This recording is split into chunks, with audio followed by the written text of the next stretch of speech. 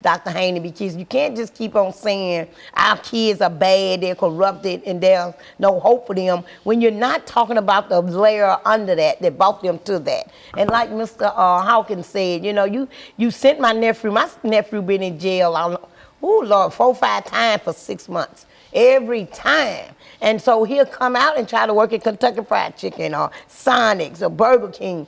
But just them 3 checks don't even make up $280 a week because they get a chunk out of each one of them. So he give up, he get discouraged, and then next thing he know, he go out and try to make a quick dollar to help get that baby a pamper or help the mother pay rent. And it's frustrating to these young boys, and this is what's happening with these young boys now. I'm not saying that give them the reason to pick up a gun. Don't nobody take that out of content and say that's what I'm saying, but I'm just saying bring that to the table and let's talk about what's really going on. And that somebody should be able to do something in reference to that, because what is happening is that the state confiscates, in a real sense, the income, and as I think you're indicating rightly, the mothers might have been supported by the state through welfare money, and et cetera, and now the state will get half in order to compensate the state for that little piece of money, and the state is actually creating more problems for itself when it tries to take half of a $200 check when it has to pay $5,000 or $6,000 to keep an individual incarcerated for 6 months. Yes, exactly what we're saying. That's no logic in reference to that.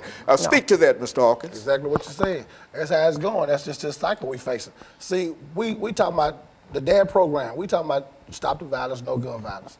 Okay, that's fine, but you got to build it up. You got to start from the root. Get these men back their lives. Get these men back. They can work a job and make a decent check. They can provide. They can come home and provide. They can buy this daughter. They can buy this son. If they can't provide for their kids, them kids gonna provide for themselves. It's gonna be a broken home, a broken cycle. The son gonna go do what he need to do. The daughter gonna hook and do what she need to do. They're gonna cycle again. Let us give us our life back. And so there's a number of issues connected with incarceration. I also understand that once individuals are on probation, right? Talk about that. Once you're on a probation system, they got a noose around your neck. You got to do what they want you to do. You got to work this job, but the money's still going back to the state. Your money's still not going where it need to be going. So that's still right back where we started from. You still go back to this man who's trying, but he can't get nowhere. You know, he's still sinking. And even if you're on probation, there's another way that they have of collecting more and more money from you. You got to pay probation fees. Fines for that. So this little check, $300, it's gone. You sitting in a home with this wife or yours, this girlfriend or whatnot, but you gave her $47. How you think she feel about you as a man? So there go the problem with y'all. Y'all argue. The dad gone.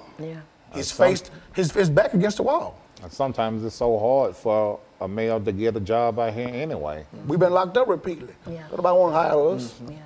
And so when you're locked up, you're on probation, and then you have to attend these meetings and bring some money there, and paying for being released in a real sense. And all of that money goes back to what? The state.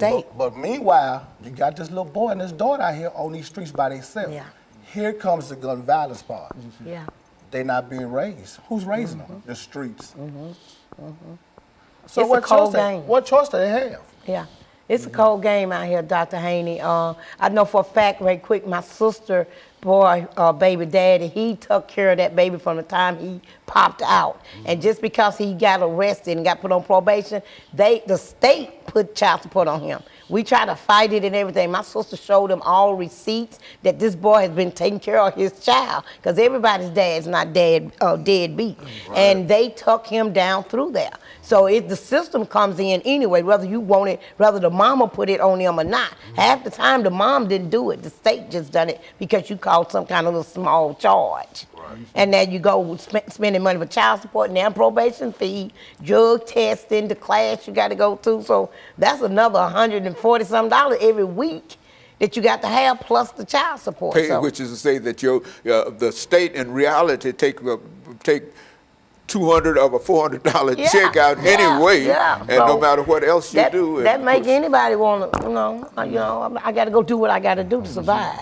And so we're not trying to justify anything. The only thing No. we're trying to justify here today is that the state has to look into this because the state is responsible in a real sense for all of its citizens. And if you've got a large number of citizens, black or white, caught up in that kind of situation, then they are simply creating more problems for themselves than they are actually,